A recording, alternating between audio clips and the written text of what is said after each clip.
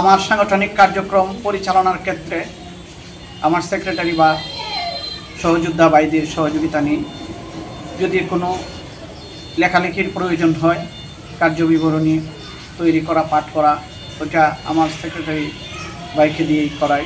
বা কোনো চিঠিপত্র উপর থেকে কোনো ঊর্ধ্বতন সংগঠনের সার্কুলার আসলে এটা পাঠ করা, প্রশাসনের পক্ষ থেকে কোনো চিঠিপত্র আসলে এটা পাঠ করা, যখন যাকে পাই প্রাথমিকভাবে চেষ্টা করি সেক্রেটারিকে দিয়ে। তখন কোনো সময় সে কাছে না থাকলে যখন যাকে পাশে পাই তাকে দিয়ে পড়াই।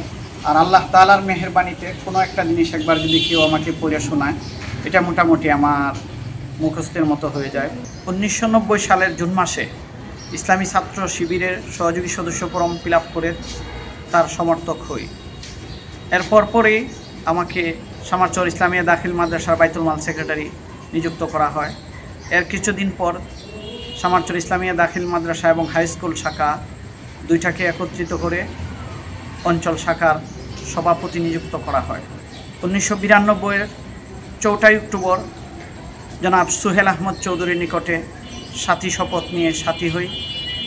1992-এর 10 অক্টোবর আমাকে দিরাই সাল্লা সাংগঠনিক উপজেলা শাখার সভাপতি নিযুক্ত করা হয়।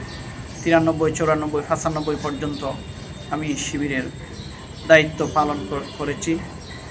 এর মধ্যে আবার সিলেট কুদরতুল্লাহ হাফিজিয়া মাদ্রাসায় আমি ভর্তি হয়ে কোরআন মুখস্থ করার কাজ শুরু করি। সেখান থেকে এসে আমি দিরাই দায়িত্ব পালন করেছি।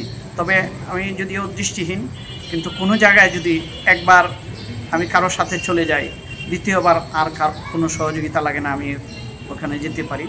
তাই আমার চলাফেরা করতে কোনো অসুবিধা হয় না। হালকা রাস্তাটা একটু দেখা যায়, কিন্তু অক্ষর দেখা যায় না, মানুষের ফেস কাটিং চেনা যায় না। আমি 1996 সালে জামাত ইসলামীতে যোগদান করি। এরপরে বিভিন্ন স্তরে স্তরে দায়িত্ব পালন করেছি। 2000 সালে আমি জামাত ইসলামীর রুকন হয়েছি। 2001 সাল থেকে দিরাই সাল্লা সাংগঠনিক উপজেলা শাখার আমির হিসাবে দায়িত্ব পালন করেছি 2012 সাল পর্যন্ত। 2013 থেকে আবার আমার নিজ উপজেলা সাল্লা উপজেলার সভাপতি, নিজের উপজেলার সভাপতি নিযুক্ত হই এবং সেখানে কার্যক্রম বৃদ্ধি করে 6 জন রুকন সৃষ্টি করি। তখন এখানে ইমারত হয়।